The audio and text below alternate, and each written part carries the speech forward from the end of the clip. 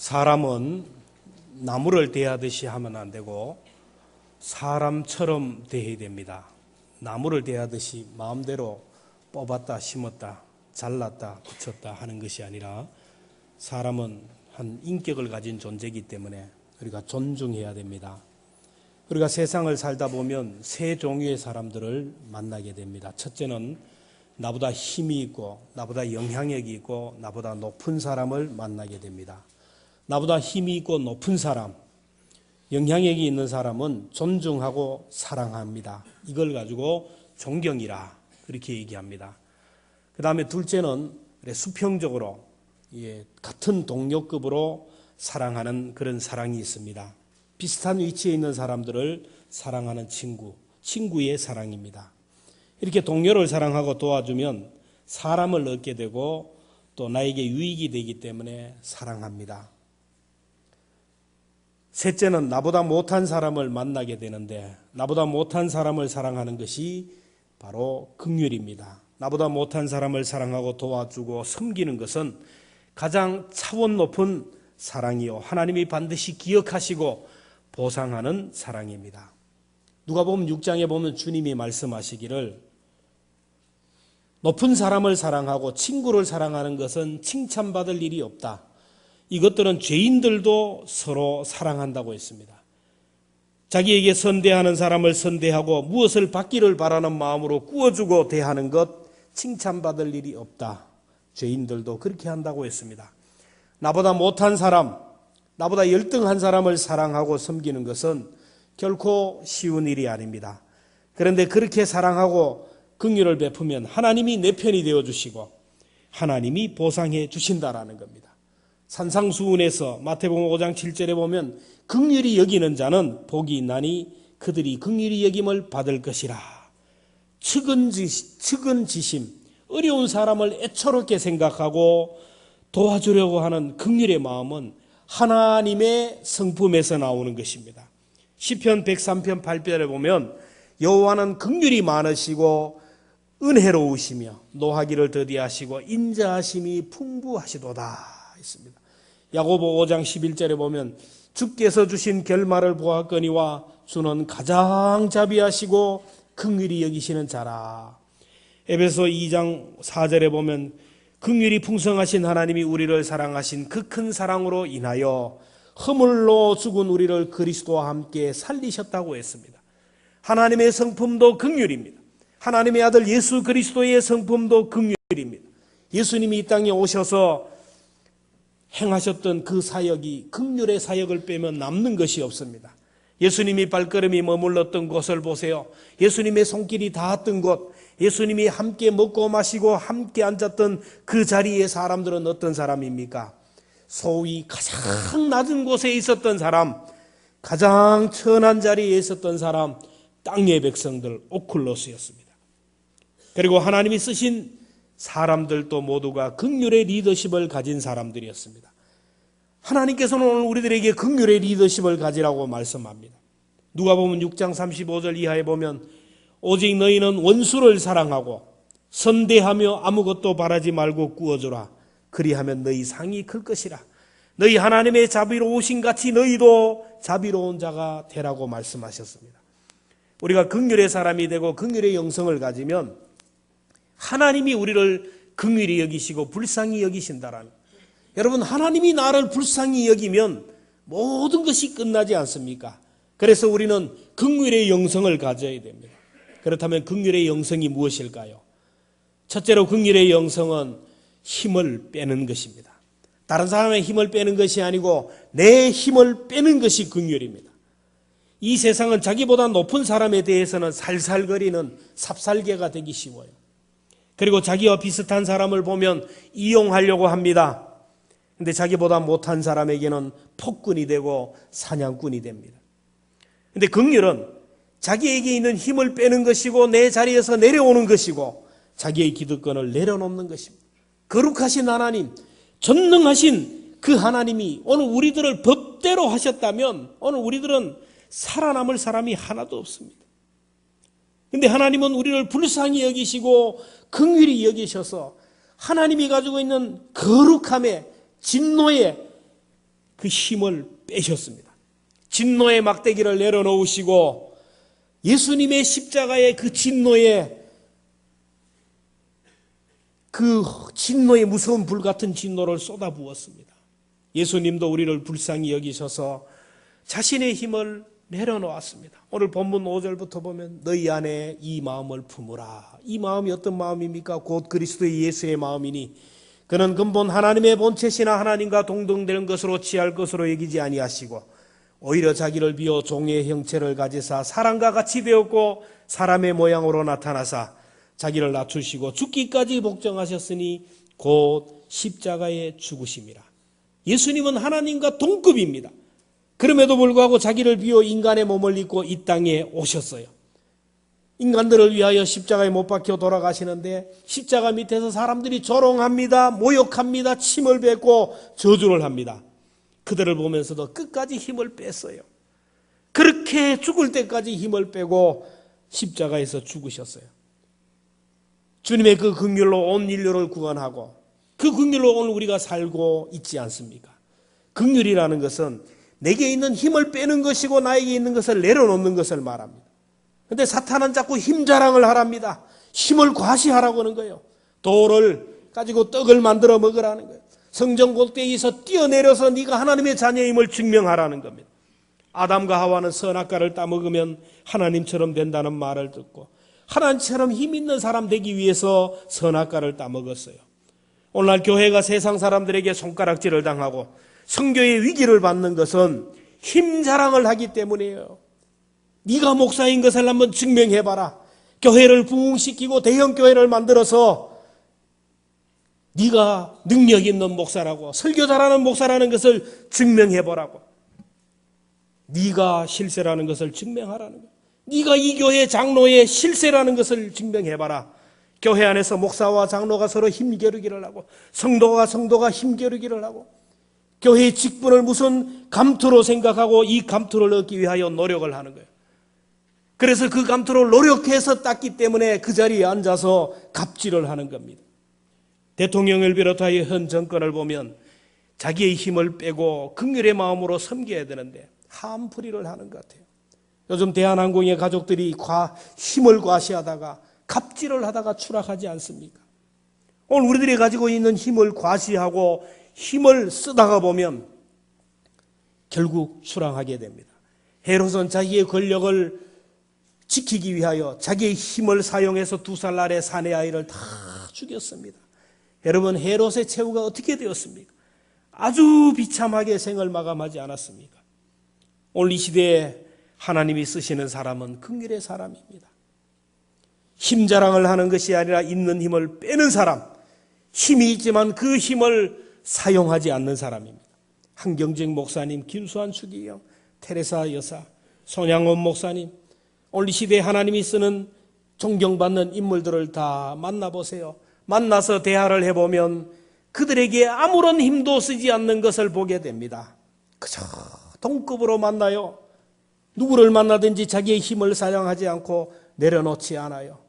만나서 내 학위를 자랑하지 않습니다. 내 돈 자랑을 하지 않습니다. 내 권력의 자랑을 하지 않아요. 다 힘을 빼고 완전히 자리에서 내려와서 인간 대 인간으로 만나는 그 사람. 그 사람을 만날 때 많은 사람들이 그 속에서 중심으로 존경하는 마음이 생겨나는 거예요. 진짜 선한 영향력을 드러내는 겁니다. 그렇다면 오늘 우리는 어떻습니까? 내 힘, 내 영향력 내려놓을수록 힘이 생겨요. 예수님이 십자가에서 그렇게 자기 자신을 내려놓고 그렇게 돌아가시자 3일 만에 하나님이 그를 다시 살리시고 모든 이름 위에 뛰어난 이름을 주셨어요. 하늘과 땅에 있는 모든 이들의 이름이 예수의 무릎에 꿇게 하셨습니다. 자신의 힘을 빼는 사람, 자신의 힘을 내려놓는 사람이 사람들에게 높임을 받고 자신의 힘을 내려놓는 사람이 선한 영향력이 있습니다. 저와 여러분에게 무슨 힘이 있든지 간에 그 힘을 내려놓기를 바라고 사람들을 만날 때 그 높은 자리에서 내려가서 그 힘을 내려놓을 수 있는 긍휼의 영성을 소유할 수 있기를 축원합니다. 긍휼의 영성 두 번째는 공감하는 겁니다. 긍휼을 영어로 compassion이라. 이거는 come이라는 말과 패션이라는 말이 합성어예요. 컴이라는 말은 함께라는 것이고 패션이라는 말은 고통이라는 거예요. 긍휼이라는 것은 아파하는 사람과 함께 아파하고 그 사람의 고통과 공감하는 것이 바로 긍휼입니다. 한 사람을 사랑하면 그 사람의 아픔이 내 아픔이 되고 그 사람의 고통이 내 고통이 되고 같이 공감을 하게 돼요. 부모는 자녀를 사랑하기 때문에 자녀가 아파하면 그 아픔이 다 고스란히 전달이 됩니다. 자녀가 눈물을 흘리면 그 눈물이 그대로 고스란히 전달이 돼요. 자녀와 하나이기 때문에 그래요. 하나님께서 우리를 너무너무 사랑하셨기 때문에 오늘 하나님이 사랑하는 오늘 우리들이 죄로 인하여 지옥에 떨어져서 영원히 고통당하는 그것을 보니까 하나님이 견딜 수 없어요. 마음이 천상에 계시는데 늘 수심에 가득 차 있고 걱정이 있어요. 하나님의 아들 예수님이 그 하나님의 마음을 읽었어요. 예수님도 우리 인생을 보니까 불쌍한 마음이 들었어요. 그래서 하나님의 아픔을 해결하고 우리 인생들의 저주의 문제를 해결하기 위하여 인간의 몸을 입고 이 땅에 오셨어요. 여러분, 예수님의 공생애를 보면 아픔이 있는 자들, 고통당하는 자들과 함께 하셨어요. 히브리서 4장 15절에 보면 예수님은 우리들의 연약함을 불쌍히 여기시는 분이라. 여러분, 성경을 자세히 보십시오. 예수님이 웃으셨다라는 기록이 없어요. 예수님이 부자와 왕궁에 있는 고위 관직들과 앉아서 식사했다는 자리가 없습니다. 예수님이 만났던 사람들, 예수님이 함께했던 사람들은 다 아픔이 있고 고통이 있는 자들이었어요. 하나님의 근심거리, 인생의 저주 문제를 해결하기 위하여 십자가에 못 박혀 돌아가셨어요. 여러분, 긍휼이라는 것은 그 사람의 마음과 내가 하나가 되는 것이고 그 사람의 마음을 공감하는 거예요. 긍휼이라는 것은 그 사람의 입장에 서서 그 사람의 아픔을 함께 아파하며 그 사람의 일을 내 일처럼 도와주는 것입니다. 주님은 우리에게 긍휼의 마음을 가지라는 거예요. 오늘 1절부터 보면 그러므로 그리스도 안에 무슨 권면이나 사랑에 무슨 위로나 성령의 무슨 교제나 긍휼이나 자비가 있거든 마음을 같이하여 같은 사랑을 가지고 뜻을 합하여 한 마음을 품으라는 거예요. 같은 마음 한 마음이 되지 않으면 불쌍한 마음이 들지 않고 긍휼의 마음이 들지가 않아요. 여러분, 탕자의 비유에서 탕자가 아버지 집에 돌아왔을 때 가장 충격을 받고 슬퍼했던 존재가 누구죠? 송아지. 자기가 죽을 날이거든요. 송아지는 제가 생각해 봤어요. 송아지 입장에서. 성경에 나온 말이 아닙니다. 송아지 입장에서 생각해 볼 수 있잖아요. 송아지가 보니까 아들이 집을 나가는 순간부터 아버지가 웃음을 잃어버렸어요. 집 나간 아들을 생각하면서 노심초사하며 아들이 돌아오기를 기다리는 마음을 보았어요. 추우면 아들이 추위에 떨지 않을까? 더우면 더위를 먹지 않을까? 맛있는 음식을 먹어도 아들이 생각나고 늘 마음이 생각이 집 나간 아들에게 있는 것을 보았거든요. 이래 걱정, 근심, 염려, 한숨으로 가득한 이 아버지에게 아들이 돌아오는 것은 가장 큰 기쁨이고 즐거움이고 아들이 돌아오면 잔치를 베풀 것이고 잔치를 하면 반드시 소를 잡을 것을 알았어요. 아들이 돌아오니까 이제 내가 죽는 걸 알았어요. 소도 알았는데 여러분, 집안에 있는 이 탕자의 형은 어떻겠습니까? 동생이 돌아왔을 때 여러분, 아버지의 마음을 이해하지 못했어요. 아들 때문에 잠도 못 자고 아들 때문에 식사도 제대로 못하고 아들 때문에 늘 잠자리 식사를 못해서 체중이 자꾸 줄어들고 언제나서나 아들 생각, 걱정. 그 아버지에게 아들이 돌아왔으니까 얼마나 기쁘실까? 얼마나 행복하실까?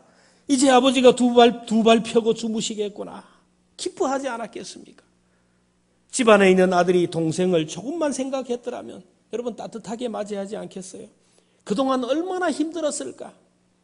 너무너무 고통스러웠겠는데 아버지 재산 탕진하고 돌아오기가 참 어려울 텐데 저 인간 자존심이라면 목숨 거는데 그 자존심 하나로 살아가는데 그 자존심을 번져버리고 아버지 집에 창피하지만 부끄럽지만 동네 사람들의 손가락, 친구들의 손가락, 많은 사람들의 손가락을 다 극복하고 돌아오는 그 아들, 그 동생을 보면서 얼마나 창피할까. 조금이라도 그 마음이 이해가 되었더라면 불쌍히 여기고 긍휼히 여겼을 겁니다. 여러분, 긍휼의 마음은 상대방의 입장에 서봐야 돼요. 우리가 누구를 향하여 손가락질을 하기 쉽습니다. 정죄를 하기 쉽습니다. 그 사람의 입장에 한번 서봐야 돼요. 서봐야 돼요. 이해라는 것은 영어로 understand라는 거예요. under, 아래, 서다, 아래에 서다라는 거예요. 지금 내 자리에서 이해가 안 돼요. 지금 내 위치에서 이해가 안 돼요. 납득이 안 됩니다. 그 사람의 입장에서 그 자리에 들어가 봐야 돼요. 서양 속담에 그 사람을 이해하기 위해서는 그 사람 신발을 신고 1마일을 걸어보지 않고는 이해할 수가 없다라는 거예요. 저는 목회를 하면서 지금도 젊지만 더 젊을 때 항존직자들이 그것밖에 못하나. 성도들이 신앙의 기본이 안 되네. 불평하는 마음이 생겼어요. 근데 목회를 하면서 하면 할수록 철이 좀 든다 그럴까? 하나님의 마음이 이해되고 성도들의 마음이 이해가 되면서 긍휼히 여기고 불쌍히 여기는 마음이 생겨요. 하나님이 부족한 나를 보고 얼마나 답답해 하실까? 그 마음이 생겨요. 네 꼬라지 좀 봐라. 하나님이 볼 때 너무너무 답답해 할 것이다. 성도들이 또 저를 보면서 얼마나 마음이 답답할까? 그런 마음이 생겨요. 성도들 한 분 한 분들을 생각하며 기도하면 불쌍한 마음이 들어요. 얼마나 힘드실까? 저렇게 힘드는데 기도하려고 저렇게 하는데 막 눈물이 날 때가 있어요. 얼마나 고통스러울까? 그 아픔이 느껴지면서 기도하게 돼요. 여러분들도 목사의 입장에 생각하면 불쌍한 마음이 들 것입니다.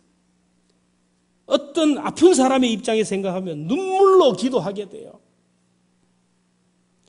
교회가 회복해야 할 마음은 어머니의 마음.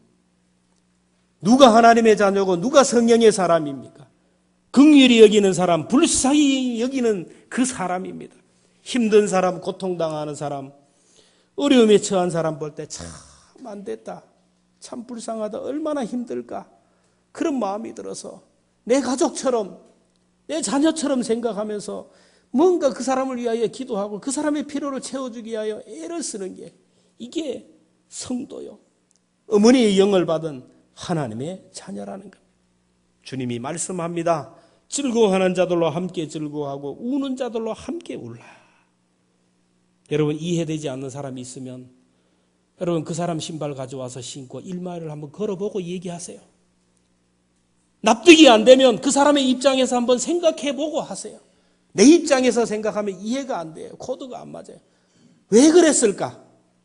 저분이 왜 그랬을까? 한번 생각해보고 말을 하라는 말이에요. 그저 그 자리에서 막 따발총으로 쏴면 다 죽여요, 다 죽여요.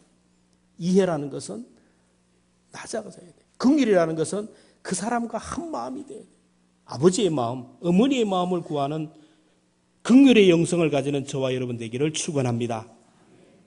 마지막으로 긍휼의 영성은 영혼 사랑입니다. 영혼 사랑. 세상 사람들은 죽는 사람을 불쌍하다고 얘기합니다. 산 사람은 어떻게 살지만 죽는 사람만 불쌍하다. 그래서 죽는 사람의 소원을 들어줘요. 이것은 세상 사람들이 하는 얘기입니다. 하나님은 성도의 죽는 것을 귀하게 여긴다는 거예요. 왜냐하면 진짜 행복의 시작, 진짜 영원한 행복의 시작은 죽음의 순간부터 시작되기 때문이에요. 하나님이 가장 불쌍하게 생각하는 사람은 어떤 사람이냐? 그 영혼이 죽은 사람, 그 영혼이 거듭나지 못한 사람, 그 영혼이 거듭나지 못해서 오늘 죽으면 지옥으로 떨어지는 그 사람이에요. 여러분, 누가 불쌍한 사람입니까? 병든 사람 아니에요. 가난한 사람 아닙니다. 예수님 없이 살아가는 사람, 아직까지 예수님을 모르고 살아가는 사람, 가장 불쌍한 사람이에요. 오늘 우리가 가지고 몸이 건강하든 뭐든 70이요 강건하면 80, 금방 지나갑니다. 금방 지나가요. 10년이 금방 지나가더라고요. 앞으로 10년이면 저도 그냥 가는 거예요, 그냥. 여러분 10년 후면 여러분 이 자리에 앉아 계실 분들 중에 많은 분들이 안 계실 거예요. 그게 인생이에요. 근데 진짜 중요한 것은 죽음의 순간부터 끝도 없이 영원히 계속 사는 그 영혼이에요, 그 영혼. 그 영혼이 구원받은 사람은 오늘 죽어도 행복한 사람인 줄로 믿습니다. 예수 그리스도를 영접하고 하나님의 자녀가 된 사람은 불쌍하지가 않아요. 아직도 주님 없이 살아가는 사람, 그 영혼이 거듭나지 않는 사람이 불쌍한 거예요. 그래서 예수님이 십자가에 못 박혀 돌아가시면서도 불쌍히 여긴 사람이 누굽니까? 그 어머니, 자기 밑에서 울고 있는 어머니가 아니에요. 제자들이 아니었습니다. 아버지, 저들을 용서해 주옵소서. 저들이 몰라서 그렇습니다. 자기를 죽이려고 하는 그 주님을 모르는 사람들을 위해서 기도했어요. 스데반도 돌에 맞아 죽으면서 저들을 용서해 달라고 몰라서 그렇다고 기도합니다. 모세도 보세요. 자기 백성을 구원하는 일이라면 자기는 죽어도 좋다고 했어요. 사도 바울도 고륙 친척이 구원을 얻는다면 자기 이름이 생명책에서 지워져도 좋다고 했어요. 이런 사람들은 다 나보다 남을 낮게 여기는 사람이에요. 내 육신의 생명보다 그 사람의 영혼을 낮게 여기는 사람, 그 영혼을 구원하기 위하여 그 사람의 필요를 채우고 그 사람을 사랑하고 하는 거예요. 오늘 3절부터 보면 각각 자기보다 남을 낮게 여기고 각각 자기 일을 돌본 뿐더러 또한 다른 사람의 일을 돌아보아 나의 기쁨을 충만하게 하라. 나보다 남을 낮게 여기는 사람은 어머니의 영을 받은 사람만이 할 수 있어요. 여러분, 세상에서 가장 나쁜 사람이 어떤 사람인 줄 아세요? 세상에서 가장 나쁜 사람은 나뿐인 사람이 가장 나쁜 사람이래요.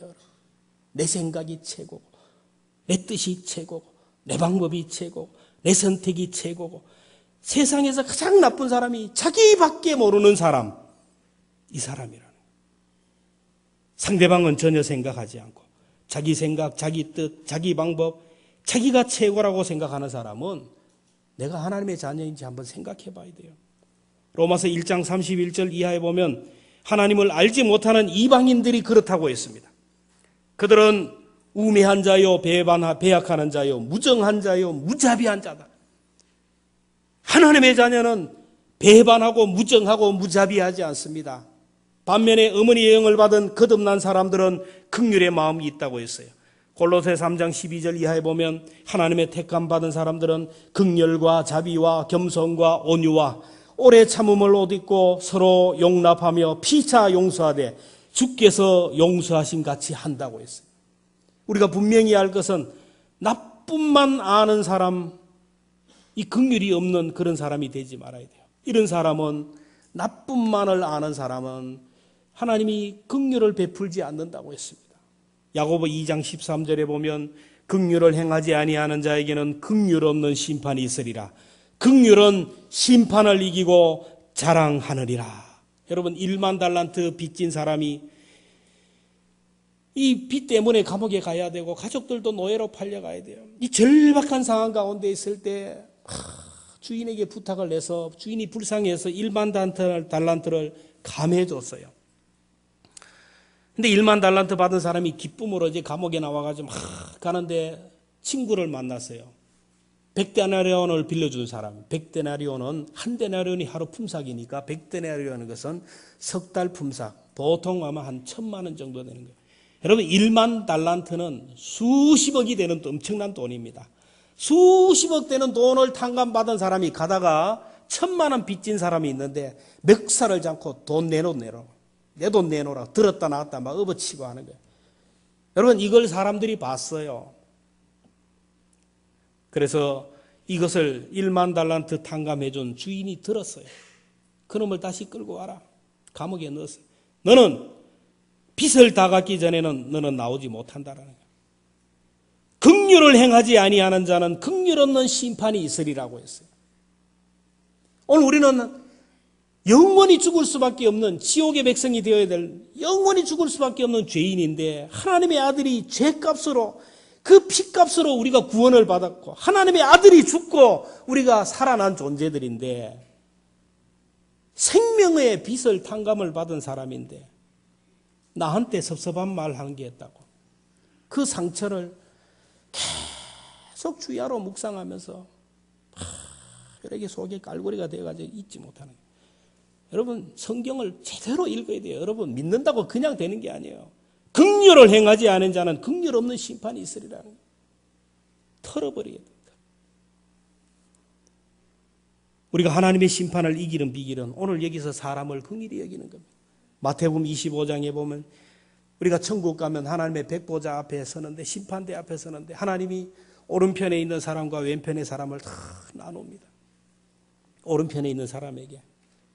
너는 내가 배고플 때 먹을 것도 안 주고, 목마를 때 마실 것도 안 주고, 헐벗었을 때 옷도 안 주고, 감옥에 갇혔을 때 돌아보지도 않고, 병들었을 때 돌보지도 않았다.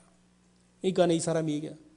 언제 주님이 그래 저한테 왔습니까? 제가 언제 주님께 그렇게 했습니까? 지극히 작은 자 하나에게 하지 않는 것이고 나에게 하지 않는 것이라 그래요. 그러면서 긍휼을 베푸지 않는 그 사람은 지옥으로 떨어졌어요. 근데 오른편에 있는 사람에게 얘기합니다. 너는 배고플 때 먹을 것도 주고, 목마를 때 와서 물도 주고, 헐벗었을 때 옷도 주고, 감옥에 갇혔을 때 돌봐주고, 병들었을 때 신방도 와주고. 언제 주님이 저에게 찾아왔습니까? CCTV가 돌아갑니다. 탁 돌아가는데 그 사람이 아파서 병원에 있을 때 음료수 가지고 신방했던 모습이 팍 뜨는 겁니다. 그 사람이 너무너무 힘들 때 찾아가서 힘내라고 어깨 두드려 준 것이 보이는 거예요. 여러분, 우리 하나님 앞에 섰을 때 여러분 어떤 영상이 준비되었습니까? 어떤 영상이 준비되었습니까? 하나님 앞에 하면 그대로 영상이 돌아가요. 오늘 여기서 긍휼을 베푸면, 지극히 작은 자 한 사람에게 긍휼을 베푸면 심판을 넘어간다라고 했어요. 하나님의 심판을 넘어가는 긍휼의 영성을 가지는 저와 여러분 될 수 있기를 축원합니다. 세상에서 가장 나쁜 사람은 나뿐인 사람이에요. 세상에서 가장 좋은 사람은 어떤 사람입니까? 너뿐인 사람이에요. 나보다 남을 낫게 여기는 거예요. 내 생각도 중요하지만 다른 사람 생각도 중요한 거예요. 내 뜻도 중요하지만 다른 사람의 뜻도 생각하는 거예요. 우리가 나보다 남을 낫게 여기는 것은 그 사람을 얻어서 그 사람을 하나님께로 인도하기 위하며 그 영혼을 구원하기 위해서입니다. 교회에서 구제를 베풀고 사랑을 하는 것은 여러분 뭡니까?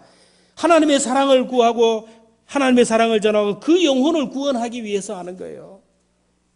이 땅에 예수님이 오셔서 가난하고 굶주리고 힘든 소외된 사람들을 가서 사랑을 베풀고 병을 고쳐주신 이유가 뭐냐면 결론은 그 영혼 구원하기 위해서예요. 병자를 구원하기 위해서가 아니에요. 병자를 고쳐주기 위해 안전병해를 일으키는 게 아니에요. 그리고 나서 그 영혼을 구원하기 위해서. 예수님은 죽어가는 영혼을 불쌍히 여기시고 긍휼을 여겨서 그들에게 복음을 전했어요. 마태복음 9장 36절에 무리를 보시고 불쌍히 여기시니 이는 그들이 목자 없는 양과 같이 고생하며 기진함이라 했습니다. 오늘 우리들도 영혼을 사랑하고 한 영혼을 불쌍히 여기는 마음을 가져야 돼요. 이 긍휼의 영성을 우리가 어떻게 하면 많으냐? 여러분, 긍휼의 영성은 태어나면서부터 아는 게 아니에요. 이거는 훈련을 통하여 얻어지는 거예요. 하나님이 오늘 우리를 긍휼의 사람으로 만들어가기에 훈련하는 거예요. 오늘 우리에게 있는 고난이 뭐냐면 긍휼의 사람으로 만들어가는 하나님의 훈련입니다. 고난을 통하여 긍휼의 성품을 가지고 불쌍히 여기는 마음을 가지게 돼요. 여러분, 아파본 사람이 아파본 사람의 마음을 알 수 있어요. 실패한 사람이 실패한 사람의 마음을 이해합니다. 목회를 해본 사람이 목회자의 아픔을 알아요. 배신을 당해본 사람이 배신당한 사람의 아픔을 알 수 있어요. 그래서 그리스도인의 고통과 아픔은 결코 헛된 것이 아니에요. 저와 여러분이 당하는 모든 실패, 모든 아픔, 상처들 의미 없는 것이 아니에요. 다 반짝반짝 빛나는 진주가 되어서 또 다른 사람을 치유하고 회복시키는 그런 치유자가 된다라는 겁니다. 그 아픔을 통하여 하나님의 마음을 담게 되고 그 아픔을 통하여 또 다른 사람을 치료하는 사역자가 되는 거예요.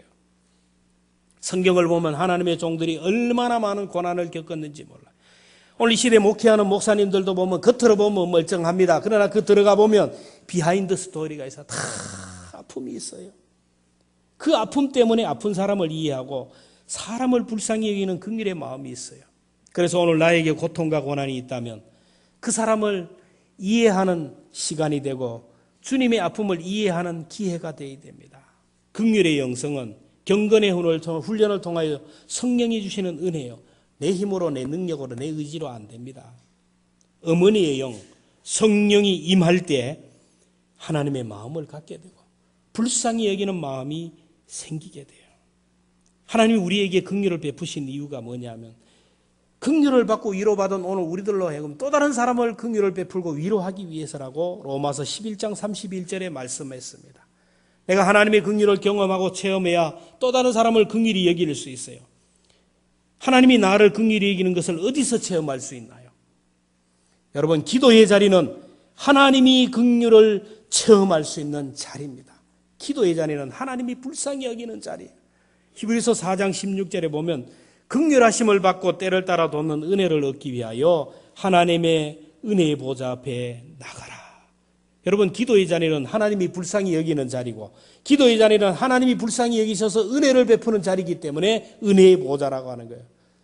여러분, 우리 자녀들이 어디에 있든지 간에 보면 참 불쌍해요. 그래서 눈물이 나고 막 도와주고 싶어요. 자녀가 달라 그러지 않아도 막 도와줘요. 막 송금해주고 막 도와줘요. 이 인간입니다.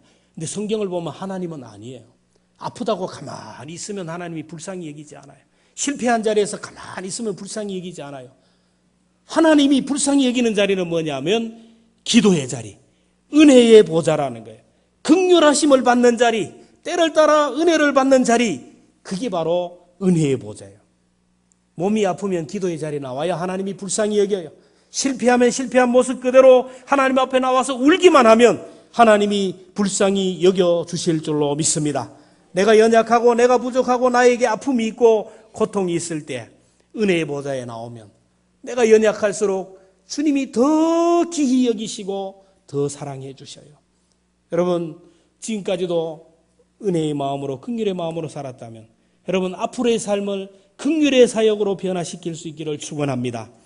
우리나라 대통령과 미국의 대통령 마지막을 보면 참 부럽기도 하고 비교가 돼요. 우리나라 대통령들은 퇴임하기만 하면 감옥으로 가요. 큰 집으로 갑니다. 그러나 미국의 대통령들은 그렇지가 않아요. 미국의 지미 카터 대통령은 퇴임 시 지지율이 13%였어요. 워터게이트 사건으로 물러난 닉슨 대통령도 당시 지지율이 24%였어요. 거기에 비하면 카터 대통령 지지율 13%는 최악이었어요. 엄청난 빚을 남기고 간 사람입니다. 최악의 대통령이었는데 카터 대통령이 퇴임한 후에 망치를 들고 목수의 자리로 뛰어갔습니다. 집 없는 이들을 위하여 집을 지어주는 헤비타트 운동을 시작했습니다. 그리고 세계 평화를 위하여 분쟁이 있는 지역에 목숨을 걸고 가서 중재 역할을 했습니다.